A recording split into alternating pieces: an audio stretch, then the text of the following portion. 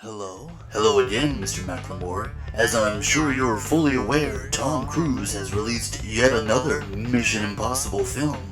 Your mission, should you choose to accept it, is to provide a comprehensible recap and review for your audience, informing them whether or not this film is indeed worthy of the movie theater experience.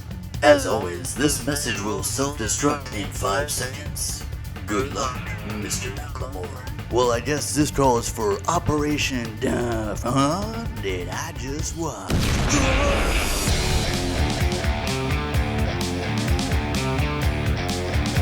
Now, if you haven't seen Mission Impossible Dead Reckoning Part 1 and would still like to, make sure you pause now and return later, as there may be several spoilers up ahead. That's right, this is your official spoiler alert.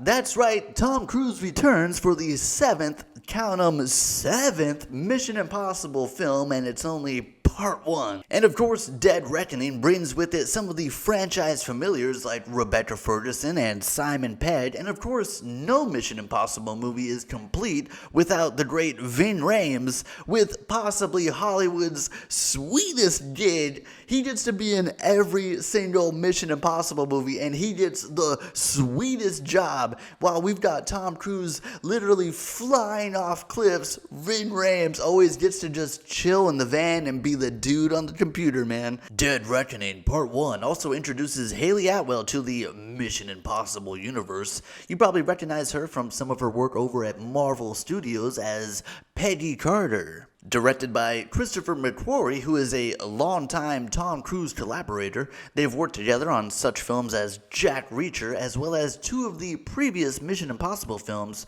Rogue Nation and Fallout. If this is your first Mission Impossible film, if you're jumping into the franchise on number 7, then you're in luck, because the first 30 minutes of this film is basically a recap or an explanation of who Tom Cruise is and why he's so impossibly awesome. And so let's get into Dead Reckoning. Let's get into what is this impossible mission. It's some sort of ultimate artificial intelligence that can take over anything, that can access anyone, that can hack anything in the world. And you're probably wondering, how do they show this ultimate threat? How do they present this ultimate AI? Well, it's basically a big blue eye of Sauron. Instead of the big flaming eye in Lord of the Rings, it's a big blue digital eye. And this is where we start to begin to get a little bit frustrated with the film, right? So first, our big bad guy is a computer. Our big bad guy is Skynet. Which on the one hand, it's like, yeah, I get it. I understand the threat. I understand how it could possibly destroy the world. But on the other hand, you know what's not that threatening or scary? AI. You know what's not that threatening to me? A computer. An interesting choice, because it's like we can't really have our conflict, right? We can't have Tom Cruise fighting a computer, right? It's not going to work. And so luckily for the audience, our evil is personified into Esai Morales, who is like our fleshed out bad guy that Tom Cruise can actually get his hands on. But it begins to get a little bit frustrating, because although the movie has a runtime of 2 hours and 45 minutes, somehow that is not enough time to give Esai Morales any kind of backstory other than, hey, we know Tom Cruise, and we know that he messed with Tom Cruise a long time ago. Like, there's so much teasing of like, hey, remember this guy? Huh? Hey, remember I did that thing. What?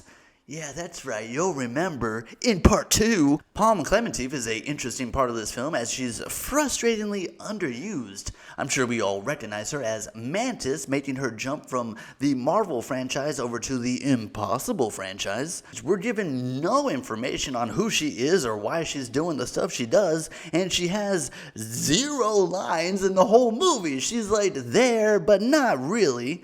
It's just one of those odd things, because it's like, okay, so it's like, it's cool, it's great to see Palm Clementif out of her mantis makeup. It's cool to see her actual face, but at the same time, it's like, but why though? Like, this could be literally any stunt woman, and it wouldn't really make a difference in the story, because she's not talking.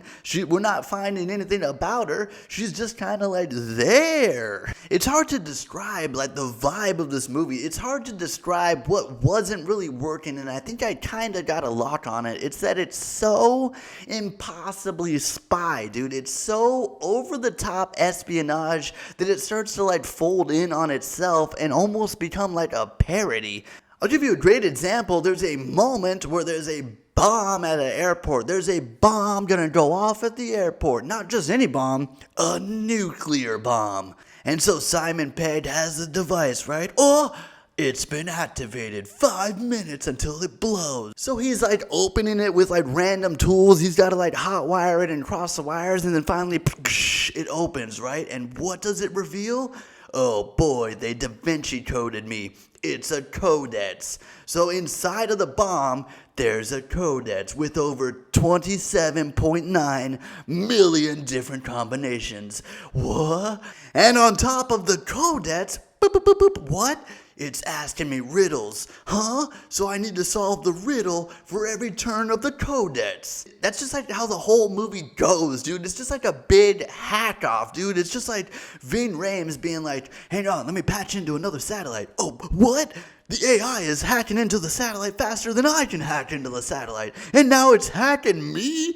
What? So let's talk about some of the good, right? There is good stuff. The cinematography in this movie is beautiful. The cinematography is gorgeous. My God, when they are going through the Alps on that train, just the landscape footage of these mountain ranges is some of the most gorgeous footage I have ever seen.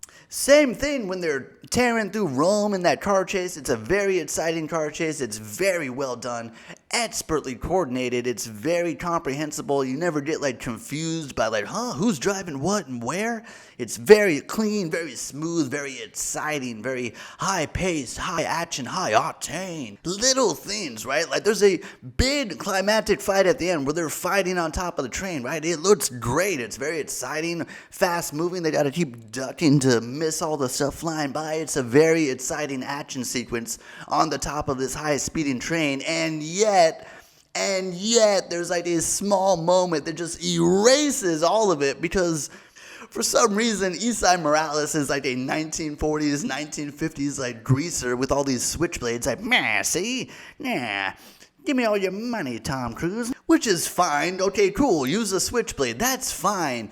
But there's a certain point where this dude goes full on Wolverine, dude. He is stabbing his switchblades into the train and like climbing on the train, dude. He stabs it into the train and holds on to his switchblade as he like swings to kick Tom Cruise. Do you understand what I just said, dude? Stabs his knife into a train, holds on to it, and swings his full body weight into like a kicking motion to kick Tom Cruise, dude. Like, that's the impossible part. Like, what? And then you want to talk about the level of AI coordination. You want to talk about the level that this ultimate, like, the entity is just so in control, dude. There's a moment where he's on the train. There's a moment where Esai Morales is on the train. His watch is counting down 5, 4, 3, and he's just like, peace out, Tom Cruise, and just like falls back off of the train, which is moving like 70 or 80 miles an hour, and you think, oh, he's just gonna land in a lake. Oh, the AI timed it so he'll land in the river. No, dude, the AI timed it so that he could just blindly fall backwards into the bed of a truck that is exactly his body length, dude. Like, it left no room for like even a millisecond.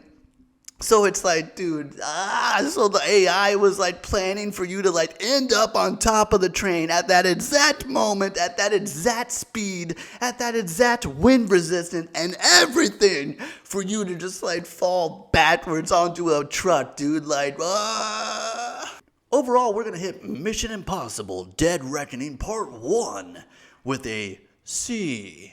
And it is unfortunate that this movie is so kinda meh. Like, it's so kinda like, it's not good enough. Not good enough for what is coming, right? We have Barbie and Oppenheimer right around the corner, and this movie is just so that it's not good enough. It's gonna get completely eclipsed and forgotten, like, by the time next weekend premieres.